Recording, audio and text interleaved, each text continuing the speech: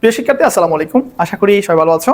আজকে আমরা দেখব হচ্ছে সংবিধানের একটা প্রশ্ন, বিভ্রান্তিকর তথ্যের সঠিক সমাধান যদি আমরা দেখতে চাই, সেক্ষেত্রে আমরা একটা সমস্যা একদম বলতে গেলে এই প্রশ্ন নিয়ে অনেক প্রশ্ন হয়। মানে এই প্রশ্নটা নিয়ে যখন আমরা এইচএসসিতে ক্লাস নিই সেখানেও দেখতে পাই। আমরা এই প্রশ্ন যখন আমরা বিশ্ববিদ্যালয়ে ভর্তি করছি, যখন আমরা ক্লাস নিতে যাই সংবিধানের অংশের মধ্যে, সেখানে এই প্রশ্নটা স্টুডেন্টরা করার জন্য আগে থেকে রেডি হয়ে থাকে। সেটা হচ্ছে স্যার সাংবিধানিক পদ কয়টি, 8টি নাকি 9টি?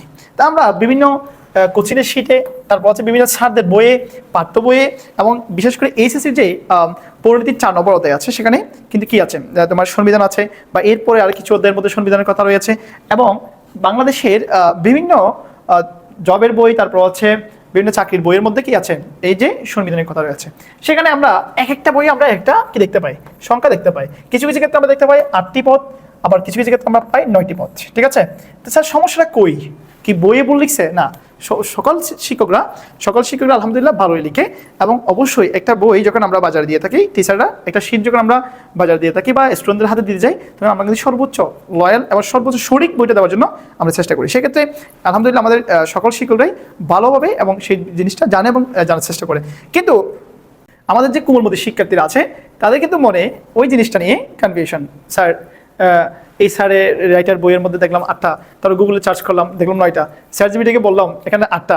স্যার এখানে সমস্যা কোথায়, এখানে সমস্যাটা কই স্যার? এই যে প্রশ্নটা যখন বারবার করে, তখন আমাদের কিন্তু প্রশ্ন উত্তরটা দিতে আমরা বাধ্য হই। সেক্ষেত্রে স্যার এই যে সমাধানটা কিন্তু আপনি পুরোটা পড়লে তো পাবেনই। সর্বশেষ অংশটা বললে সাংবিধানিক পদ কয়টি? 9টি। মোট কয়টি? 9টি। কিন্তু শপথ গ্রহণকারী সাংবিধানিক পদ, মানে শপথ বাক্য, শপথ পড়া হয় 8টির মধ্যে। এই জিনিসটা কিন্তু আমরা অনেকেই আমরা টিচারে জানলেও অনেক আমাদের যারা বিশ্ববিদ্যালয়ে পরীক্ষা দেওয়ার জন্য আসে, ওরা কিন্তু অনেক বেশি শিখতে চায়, অনেক বেশি আগ্রহ নিয়ে এই প্রশ্নগুলো করে থাকে। তা আমি বলবো যারা বিশেষ করে এই বছর অ্যাডমিশনের পরীক্ষা দিবেন, আপনারা এই যে ভিডিওটা দেখবেন এবং এই সমস্যাটা সমাধান করে আগে থেকে রাখবেন।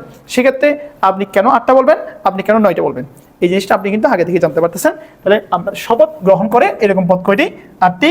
শপথবিহীন যেটা আছে ওইটা সহ মোট 9টি। তাহলে পদ বলতে হবে কয়টি? 9টি। কিন্তু অপশনে যদি 9 আর 8 থাকে, 2টা থাকলেই সেক্ষেত্রে আমি 9-এর দিকে যাব। আর যদি 2টা না থাকে, তাহলে 8 থাকলেও উত্তর 8 হবে। সেক্ষেত্রে উত্তর 8 হবে। সেক্ষেত্রে প্রশ্নকর্তা প্রশ্নটা করছে কোন অ্যাঙ্গেল থেকে?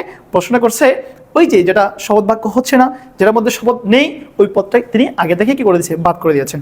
তো আমরা এভাবে কনফিউশন প্রশ্নগুলো ঠিক করব। এই প্রশ্নগুলো যদি তুমি পেতে চাও, অবশ্যই মুস্তাফা জিজ্ঞাসা থাকতে হবে তোমাকে। থ্যাংক ইউ, আসসালামু আলাইকুম।